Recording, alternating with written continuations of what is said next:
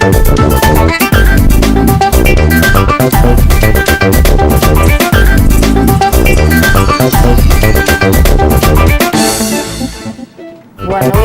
todos. Eu sou a Cláudia Moreira, sou presidenta do sindicato. Nós estamos começando o Momento Bancário.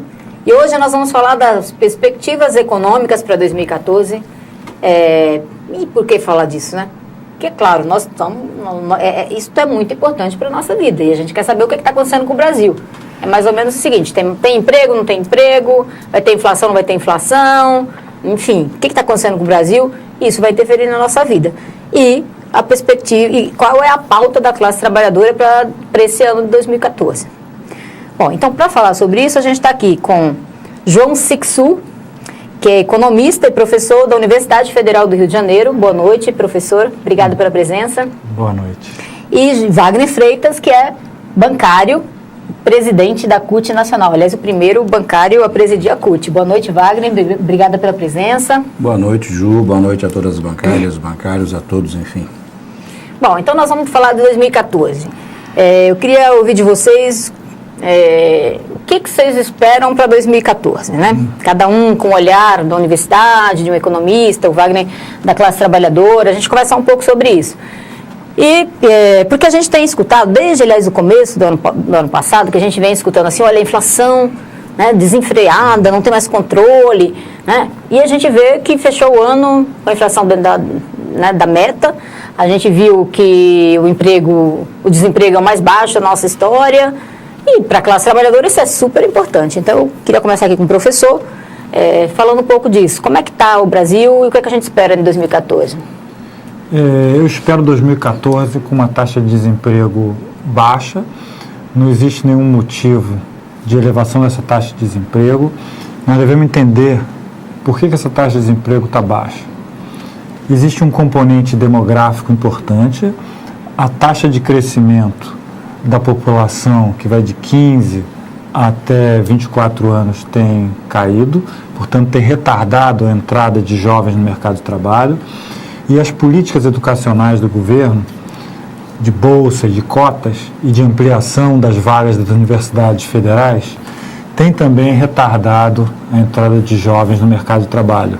E esse jovem que está na universidade, ele recebe o apoio do seu pai, da sua mãe, que estão empregados, dos seus familiares, e isso também retarda a sua entrada no mercado. Isso é um fator bom, né? O jovem agora está tendo mais condição de se dedicar ao estudo. Exatamente. Em vez de ter que começar a trabalhar logo cedo. O tempo final da sua juventude, da sua fase adulta, está sendo dedicado ao estudo. Isso é muito importante e não há motivos de mudanças dessa política no ano de 2014. A taxa de desemprego ela deve se manter baixa. A inflação, nós estamos completando no ano de 2013 10 anos de inflação dentro da meta. A inflação brasileira tem rodado aí numa faixa entre 5% e 6%. É considerada uma inflação moderada, isso não é uma inflação alta.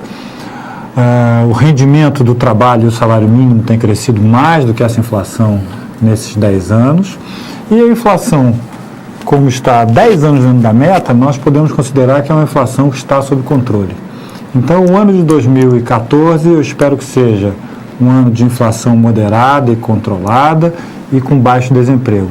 As perspectivas, eu diria que são boas. Poderiam ser muito melhores, mas são boas. Deixa eu perguntar uma coisa para o Wagner. Wagner, desemprego baixo é excelente para a classe trabalhadora, sim, né? Como é que a CUT está vendo o ano de 2014? Como é que está a pauta da classe trabalhadora? Eu espero que as expectativas do João se concretizem, né? Que realmente você tenha inflação controlada e oferta de emprego. Quando você tem isso, a classe trabalhadora ganha muito. Eu sou um sindicalista já de algum tempo, bem mais do que a Joândia, e sei o que é fazer sindicalismo e sei o que é ser trabalhador quando você tem uma alta inflação e não tem oferta de emprego. Aí você fica um joguete na mão do empresário. Então eu espero que a gente continue mantendo essas duas conquistas dos trabalhadores, o controle da inflação e a oferta de emprego. Mas, Júlio, precisamos melhorar a qualidade do emprego ofertado. O emprego está muito ofertado no setor de serviço e são empregos com salários mais baixos e qualificando menos o trabalhador. Nós achamos importante que tenha o nível de emprego como ele está. Nós precisamos ofertar e gerar mais empregos nos setores especializados para que o jovem que ingressa no mercado de trabalho, por exemplo, não se sinta frustrado, né, de estudar para uma determinada função e ser empregado em outra completamente diferente.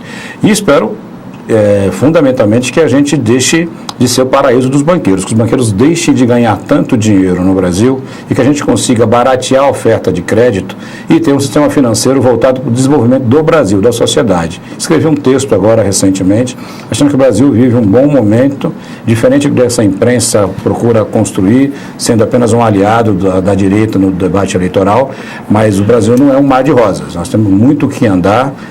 Você precisa ter oferta de crédito para desenvolvimento, nós temos que ter, sem dúvida nenhuma, a qualificação melhor dos trabalhadores e nós não podemos mais fazer políticas, né, que ofertam, por exemplo, tantas isenções para os empresários e que acabaram não repercutindo em diminuição de preços para o consumidor e nem aumento de salário da forma que deveria ser e qualificação profissional para os trabalhadores. Estamos no bom momento. Não podemos ter retrocesso nas eleições e temos que ter condição de luta dos trabalhadores para fazer avançar mais. Agora, o Wagner falou uma coisa, professor, que é a história do lucro dos bancos, né? Bom, os bancos estão fechando aí os balanços, os lucros já foram, né, já eram lucros exorbitantes e eles continuam. Às vezes, uma variação que eles dizem que 5% é um crescimento pequeno ou 9% menor, mas de um lucro exorbitante, né? Enfim, então eles continuam lucrando muito e a gente vê que esse ano tem muitas projeções aí para o ano, para o Brasil, e a imprensa repercute uma visão muito negativa, né? Por exemplo, falam muito da inflação, que está correndo o risco de ter uma inflação alta, de voltar a crescer muito, como a gente já viveu essa realidade. Você acabou de falar aqui da inflação. E eles falam também uma coisa que a gente discute, a dívida pública, né? E a gente vê muito, né, esses dias mesmo eu estava lendo uma análise que a dívida é preocupante, está crescendo. E eu queria que você falasse um pouco da importância, falasse um pouco da dívida pública e falasse dessa questão da dívida líquida versus a dívida bruta, porque a gente sempre falou muito da dívida pública, mas sempre olhando a dívida líquida, que é o importante, né, do nosso ponto de vista aí.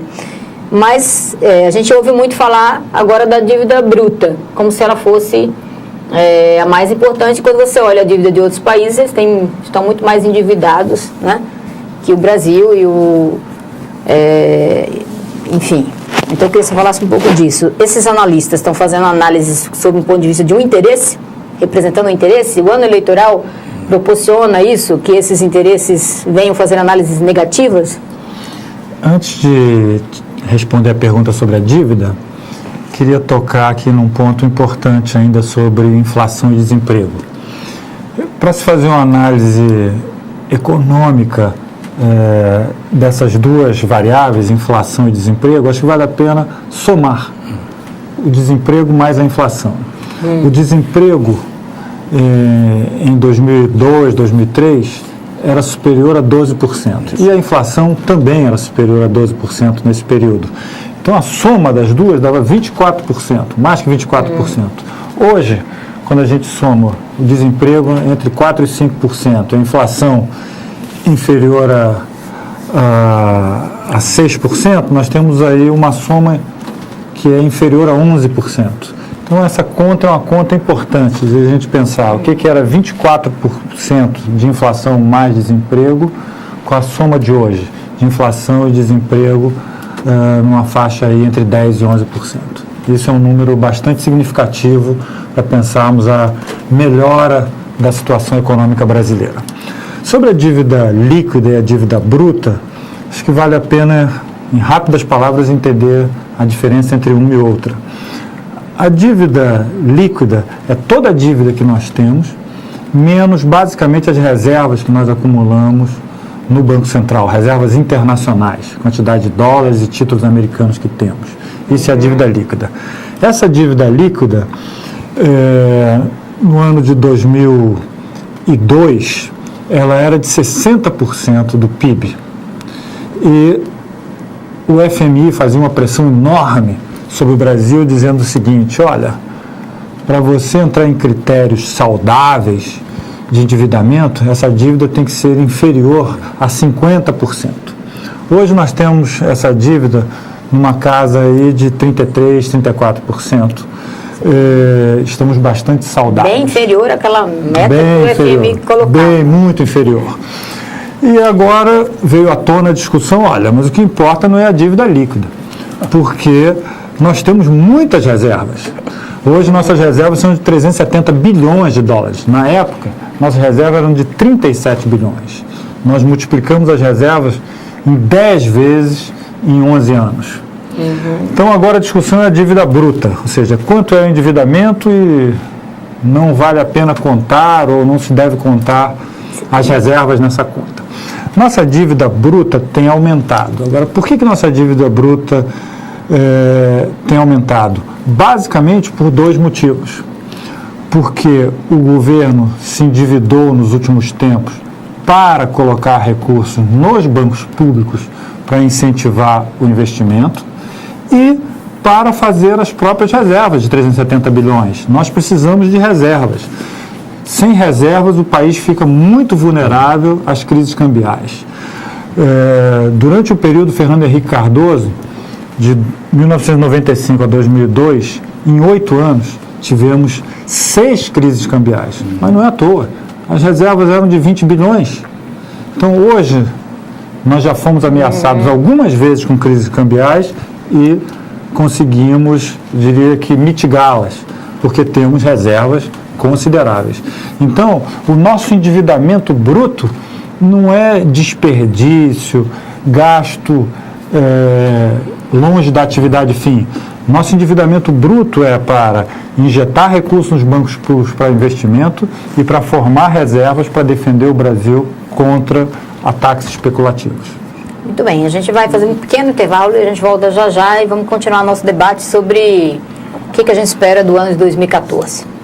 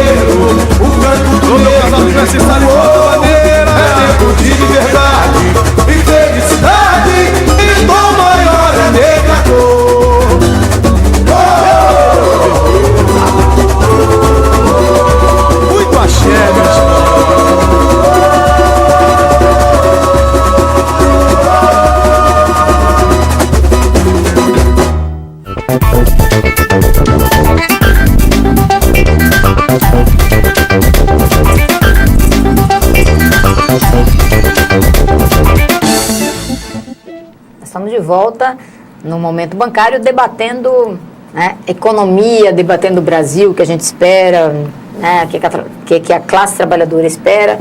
E a gente está aqui com o economista, professor João Sixu e com Wagner Freitas, presidente da CUT Nacional.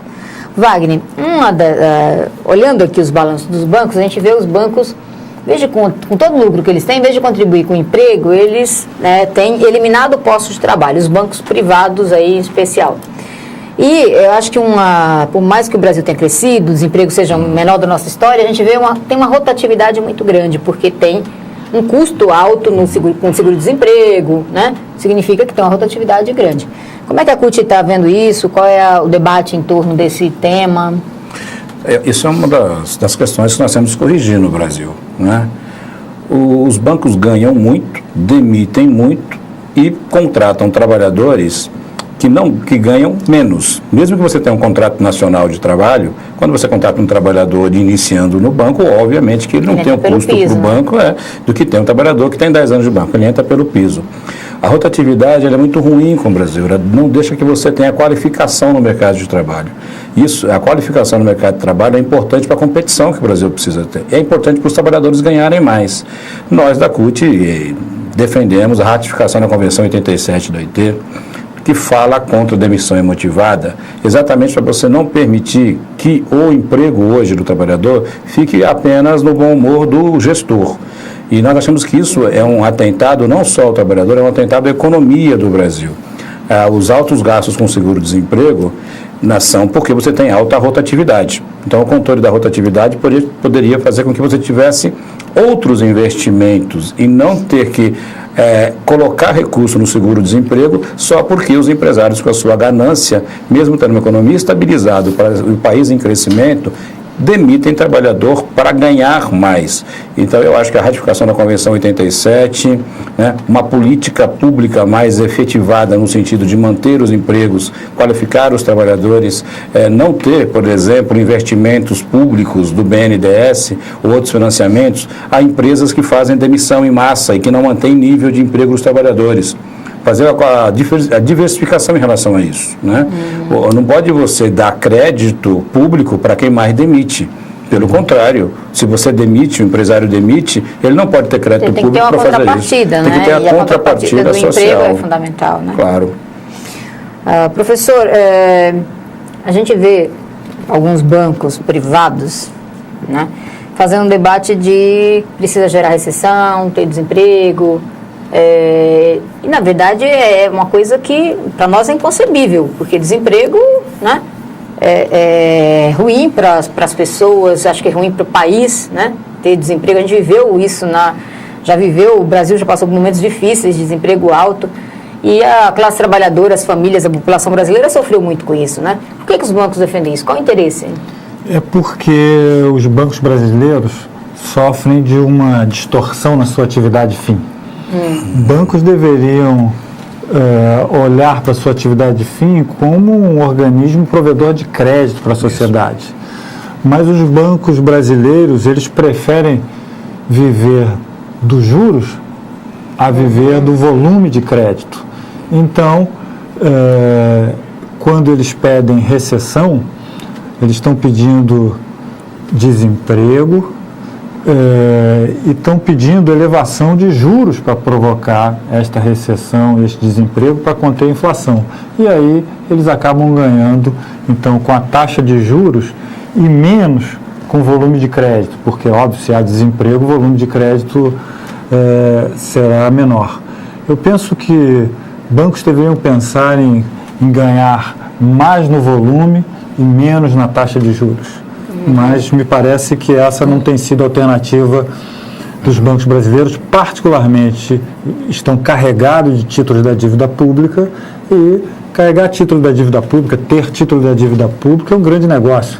É fazer campanha todos os dias pela elevação da taxa Selic, e cada 1% de taxa Selic mantida ao longo do ano representa 10, 12 bilhões a mais do orçamento do governo. Ou seja, representa um ganho a mais deste volume de recursos. Então, tem um debate que também está bem colocado aí. Alguns economistas têm uma avaliação mais otimista, outros têm avaliação mais pessimista, que é em relação ao PIB, né? Inclusive, teve banco agora reavaliando, né, o crescimento, a expectativa de crescimento do PIB para 2014. Qual a sua opinião sobre isso? Assim, a mensuração do PIB não é algo assim, muito exato. Essas previsões, inclusive, me causam uma estranheza. Alguém dizer que o PIB vai crescer 1,93%. Isso me causa uma certa estranheza. Eu acho, mesmo quando a gente tem um resultado já do crescimento do PIB, já não é muito preciso, eles deveriam ser mais comedidos na previsão. Eu penso que o crescimento do PIB é importante, particularmente na variável investimento. Essa eu acho que é uma grande preocupação. Mas para a sociedade brasileira e particularmente para o trabalhador, o que importa é se a inflação está sob controle, se o desemprego é baixo e se o salário mínimo e o rendimento do trabalho estão crescendo mais do que a inflação. É isso que importa. Então, eu quero o crescimento do PIB como nós tivemos no período 2007-2010, onde a taxa de crescimento do investimento era 3 vezes a taxa de crescimento do PIB. e alguns ainda chamam a era Lula de era do consumo, mas na verdade foi a era do investimento. Interessante. O Wagner, esse ano é um ano bem cheio de atividades. Tem Copa do Mundo, tem eleições, né? As eleições é um momento importante para os trabalhadores fazerem um debate do que querem para o Brasil, de quais os projetos que estão colocados, né?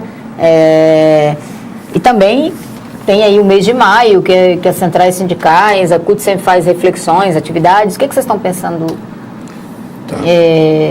da pauta, do maio, enfim, do ano? Primeiro, deixa eu só retificar, eu confundi uma convenção da OIT. A convenção que fala da demissão imotivada é a 158, não a 87. A 87 fala de outras questões, né, contra a rotatividade.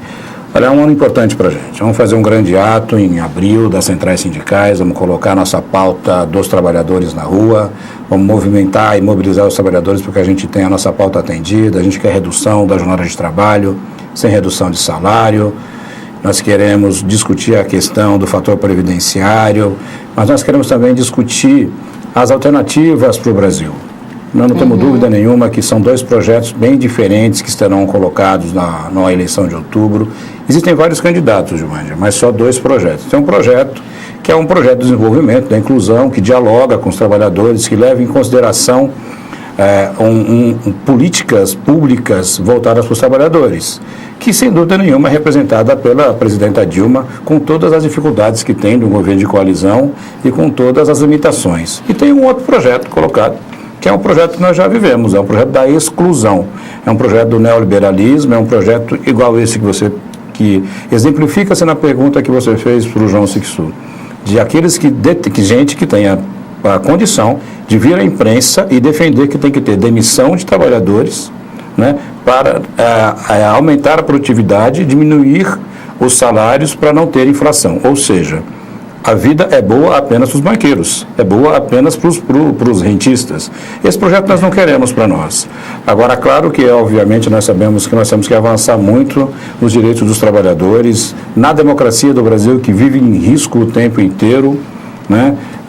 No direito à informação correta, nós precisamos de uma reforma política, nós precisamos de uma reforma tributária, nós precisamos obrigatoriamente do marco regulatório nos meios de comunicação, para que não se manipule a opinião pública como se faz hoje. Então nós achamos que os trabalhadores são inteligentes no Brasil, sabem diferenciar, têm que lutar pelos seus salários. A campanha salarial dos bancários vai ser um enfrentamento enorme com os bancos de novo. Provavelmente essa categoria vai fazer greve como sempre fez, enfrentando os bancos públicos, os privados, mas vamos saber também que muitas das coisas que são colocadas na imprensa, elas levam em consideração a opinião partidária que a imprensa tem sobre o Brasil, né? Lamentavelmente você tem um controle dos meios de comunicação por empresários que querem ganhar dinheiro e ganhar cada vez mais dinheiro, e talvez algumas das políticas públicas efetuadas por esse governo não interessem a esses empresários. Não achamos o governo do Brasil a última maravilha do universo, achamos que é um governo complicado, achamos que devia avançar muito mais, cede muito às pressões dos empresários, mas não tenho dúvida nenhuma, entre os dois projetos colocados, nós não vamos concordar com o retrocesso, e eu, como presidente da CUT, vou estar capitaneando toda a classe trabalhadora brasileira para se envolver, fazer valer os seus direitos, não deixar voltar o que era na época Fernando Henrique, ou o que é aqui em São Paulo, com os tucanos do poder há 20 anos. Muito bem. Bom, professor, professor e Wagner, estamos chegando aqui ao final do nosso breve conversa, né? Mas muito esclarecedora e muito boa, né? Então eu queria que cada um fizesse uma consideração enfim, de algo que não tenha colocado, né? Deixa à vontade. Eu queria complementar só, se assim é possível, o que o Wagner disse. Acho que nós temos que pensar que existem dois projetos em disputa no país. E existe um projeto de desenvolvimento e inclusão social que obteve resultados. É um projeto que tem realizado avanços significativos como a redução do desemprego, como o combate radical à miséria, avanços na área da educação A ampliação de Cefet pelo Brasil, dos Centros Federais de Tecnologia, é algo bastante significativo para o ensino médio profissionalizante do país. As universidades públicas federais também cresceram muito de tamanho e o número de professores que foi contratado é significativo. Há 10 anos atrás nós tínhamos 55 mil professores, hoje nós temos 90 mil professores. Há 10 anos atrás nós tínhamos 550 mil vagas nas universidades federais, hoje nós temos mais que 1 milhão de vagas nas universidades federais. Então, são resultados bastante significativos que esse projeto tem apresentado. O projeto alternativo a esse é um projeto que nós já vivemos, não só nós. Esse é um projeto conhecido no mundo. É um projeto conhecido pela Argentina, pelo Equador, pelo Peru. São projetos de privatização das empresas públicas, projetos de focalizar recursos em minorias muito pequenas. É projeto que leva em conta, diria, a necessidade de promover ganhos exorbitantes para as elites. Então, esse caminho nós já vivemos e vários países já viveram e tropeçaram. Agora, esse projeto aparece como uma grande novidade na Europa e o desemprego só cresce na Grécia, na Espanha. Cai a renda dos trabalhadores. Cai a renda dos trabalhadores, funcionários públicos são demitidos, empresas são privatizadas, tudo em nome de um paraíso. Direitos, porque a gente vê aí o movimento sindical lá lutando contra a retirada de direitos. Exatamente. Então, o ano de 2014 é um ano decisivo de escolha de um projeto desse eleitoral, mas eu diria que, mais do que isso, nós precisamos entender que a escolha de um projeto não é a escolha apenas de um candidato. Depende de mobilização, pressão, da volta para as ruas dos trabalhadores e suas reivindicações. Isso que é a escolha de um projeto, é mobilização com voto. Não é só voto e cruzar os braços e esperar que o nosso candidato preferido resolva nossos problemas. Nossos problemas nós resolvemos com mobilização e voto. Está sempre atento e cuidado. Então, minha mensagem final é essa. Há 2 projetos, um já conhecido, que deu resultados negativos, e o outro que vem dando resultados positivos. Poderia ser muito melhor, como o Wagner disse. Poderia. Mas eu não tenho a menor dúvida que esse projeto é muito diferente, muito distante do que o projeto que vigorou no Brasil de 1990 até 2002. Obrigada, professora. Wagner. Eu acho que a mensagem é importante para a classe trabalhadora é que ela mantenha a cabeça erguida, João. Eu fico vendo a tentativa extraordinária e feita de maneira orquestrada de dizer que tudo vai mal, tudo é ruim, nós somos um fracasso, né? E eu acho que é uma das grandes qualidades, o grande salto dado no governo Lula, no governo Dilma, é a autoestima da classe trabalhadora. O trabalho perceber, e os trabalhadores podem perceber, que podem ser sujeitos da sua própria história, não precisam ser massa de manobra, né? E tem uma elite conservadora brasileira, não é todos os empresários, não. Tem empresário sério no Brasil, que quer as coisas boas para o Brasil, quer ver o Brasil crescendo. Mas tem uma elite preconceituosa, Giovânia, que não suporta o fato de nós, humildes trabalhadores, exemplificados no presidente Lula, no operário, temos capacidade de apresentar uma proposta para a sociedade que pode não ser a melhor, né, mas é a melhor que o Brasil já teve. E que nós podemos estar continuando a avançar. Eu sei que falta muita coisa e só vai ter mais conquistas com mais luta, mais engajamento. Procure o seu sindicato, associe-se ao seu sindicato, faça política. Uma coisa importante, João, que eu gostaria de falar para as pessoas. Agora virou-se uma moda dizer para o jovem, não se envolva com política, não vá aos sindicatos, não vá à associação de moradia, não se envolva em partido político. Isso é uma jogada das elites para dizer que se você, isso que é importante, se você não se manifestar, não se organizar, alguém se organiza por você. E a manifestação não é a manifestação do eu sozinho, é a manifestação contra o coletivo, é para fazer o coletivo andar e funcionar. Temos muito que andar. Esse Congresso Nacional é um Congresso que não respeita a diversidade da população brasileira, absolutamente capitaneado pelos empresários. Precisamos reformá-los, precisamos ter uma reforma política que funcione, a sociedade tem que estar mais ativa e com mobilização. A CUT nasceu nas ruas, está nas ruas, ela desejou, né, ela deu boas-vindas a quem conheceu as ruas em junho, porque a CUT está nas ruas há 30 anos e vamos continuar fazendo. Vamos colocar 40 mil pessoas em São Paulo em abril, na nossa jornada de luta da classe trabalhadora, para influenciar que a gente tenha melhoria para os trabalhadores. É um ano eleitoral, tem a disputa dos votos, os votos dos trabalhadores são importantes. Portanto, o governo também é importante que atenda às reivindicações da classe trabalhadora. Falta uma marca do governo Dilma para a classe trabalhadora. Poderia ser a redução da jornada de trabalho e a redução de salário. Poderia ser a correção da tabela de imposto de renda, para que os trabalhadores tenham mais renda.